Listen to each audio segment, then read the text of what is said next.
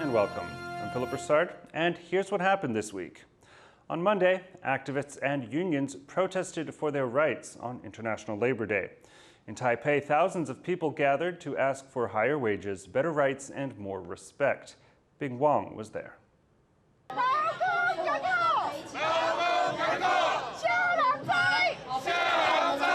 Thousands of people protest in front of the presidential office in Taiwan's capital, Taipei.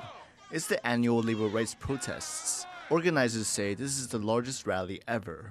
It's May 1st, or International Workers' Day, where workers around the world will be fighting for their labor rights. And it's no different here in Taiwan. People here are fighting for different rights. Some are asking for more pay, others for fewer work days, and all for greater respect for everyday workers. 我们防疫期间，我们台湾的防疫成绩很好，但实际上我们背后有很多防疫人员的牺牲。劳工加班就是可以领加班费，但是我们公务员加班是有一个上限，超过了之后就变成是做功德，就变成是这些东西不能领钱，然后政府会给你嘉奖，告诉你说你加这么多班，你好辛苦，你好棒棒，但是就嘉奖，然后就没了，这是一个我们觉得非常不合理的部分。 Over 3,000 people and around 100 organizations attended the event, with the organizations proudly waving their flags and carrying banners. 它并没有办法让我们劳工能够过应该有的获利的生活，所以我们还是要求基本工资要调涨。 The organizers also spoke about the workers who couldn't make the rally, such as teachers.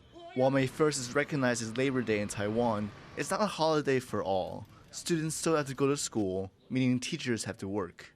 The rally then took to the streets, with more followers joining in as they roamed through Taipei. With next year's elections coming up in January, workers have given the ruling Democratic Progressive Party, or DPP, a failing grade on labor rights. And with candidates looking to drum up support in the months to come, workers are hoping this time their concerns will be heard. Patrick Chen and Bing Wong for TaiwanPlus. Representatives of 25 U.S. defense contractors came to Taiwan for a defense industry forum. The group's first stop on Monday was an aerospace company in central Taiwan that manufactures rockets. Later in the week, the delegates attended the U.S.-Taiwan Defense Industry Forum with local officials. They also visited Taiwan's defense ministry and the country's leading weapons research institute. A major focus of the group's visit was working with Taiwan on drone technology. One of the companies makes a so-called suicide drone that Ukraine has used to good effect in its war with Russia. Taiwan is developing its own version of the weapon. Taiwan's military reported a flurry of Chinese warplanes operating around the country this week, including unmanned aircraft. As our reporter Jaime Okan explains, it's part of a push by China to test Taiwan's defenses with drones. A team of Taiwanese soldiers monitors the skies above the country. They are on the lookout for Chinese warplanes flying near Taiwan. But recently, China has been sending a growing number of drones into the country's Air Defense Identification Zone, or ADIZ. Well, in a conflict, I mean, drones will play a major role. And I think what we've seen the PLA try and practice is attempting to see how many different roles their drones are suited for. The ADIZ is not Taiwan's airspace. It's an area used by the military for defensive purposes. Taiwan tracked the first Chinese drone in the ADIZ last September. Since then, roughly 10% of all reported aircraft have been drones. The most common drone is this one, the BZK-005. It's mostly used to help troops on the ground with reconnaissance. So their job is going to be to fly out, identify targets, paint them with laser, or just identify their location so that other aircraft or ground units can strike them with long-range munitions. Militaries around the world have been investing significantly in drones. They were inspired by Ukraine's success in using drones to push back the invading Russian forces. While much of the world uses military-grade drones, civilian drones like these are also being used in conflicts. And while they don't have any high-tech weaponry, in war, intelligence might just be as important as firepower. One of the first reported drone incursions from China was caught on camera. A Chinese civilian drone flew close to a Taiwanese military base, and two soldiers tried to take out the aircraft by throwing rocks at it. This highlighted the unique danger posed by even small drones. Yeah, well, I mean, I'd say that right there kind of shows the dilemma. It's like, kind of, what do you do about it? Do you want to expend very expensive, surface-to-air missiles or something like that? Do you want to send fighter jets after it? That gets very expensive very quickly.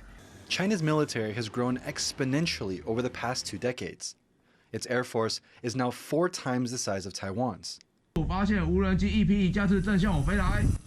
way Taiwan is enhancing its defense is by developing more anti-drone weapons like this radar jamming gun. Taiwan also plans to install 45 remote-controlled anti-drone systems, which would be able to operate without a full team of soldiers. In terms of what I think Taiwan should do, I think it's the same thing a lot of militaries are going to need to do is they're going to, specifically against kind of smaller, cheaper unmanned systems, they are going to need to develop defenses that are kind of specifically against that. As China continues to fly aircraft in the region, Taiwan is looking to bolster its air defense on all fronts, aiming to protect the country against both manned and unmanned threats in the sky. Howard Zhang and Jaime Okan for TaiwanPlus. Wednesday was World Press Freedom Day, and nonprofit Reporters Without Borders, or RSF, released its annual Press Freedom Index. The findings could have major implications for Taiwan. Sally Ensign has more. Taiwanese reporters banned from exiting and a Taiwan-based publisher detained, all in the last month in China. Clear reminders of how the ruling Communist Party is repressing journalists. And on World Press Freedom Day, the numbers to show it. Reporters Without Borders released its 2023 index, which now ranks China alongside North Korea as the world's least safe places for journalists. It's the first time China has ranked so low. The index ranks countries based on ease of media reporting, the redder countries being where the press is at higher risk of intimidation, violence, or even death. China and Vietnam this year took the places of Iran and Eritrea, meaning the worst 3 countries for press freedom are now all in Asia. So the world's biggest jailer of journalists, China, is down again in our index, while Vietnam has really seen a hunt of independent reporters and commentators.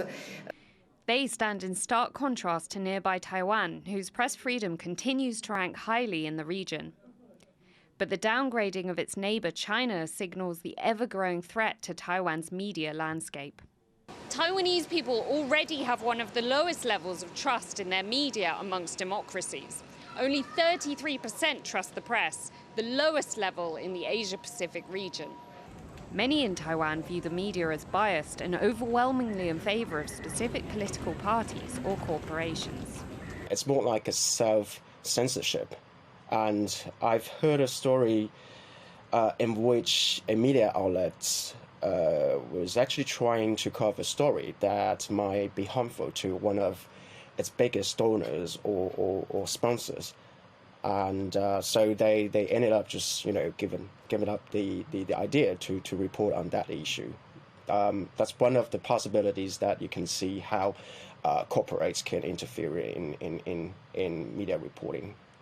RSF says these structural weaknesses make Taiwan's media particularly vulnerable to disinformation attacks. For Taiwan, of course, Taiwan has to enforce better press freedom, be a better example. Taiwan is somehow the counter-example to China's authoritarian policies. RSF's new index once again places Taiwan as a beacon of press freedom in Asia, but with high levels of mistrust in the local media scene and China's new place as second lowest in the rankings, that freedom is far from guaranteed. Eason Chen, Harel Hughes, and Sally Ensign in Taipei for TaiwanPlus. Taiwan has set a threshold for semiconductor companies hoping to access big tax breaks.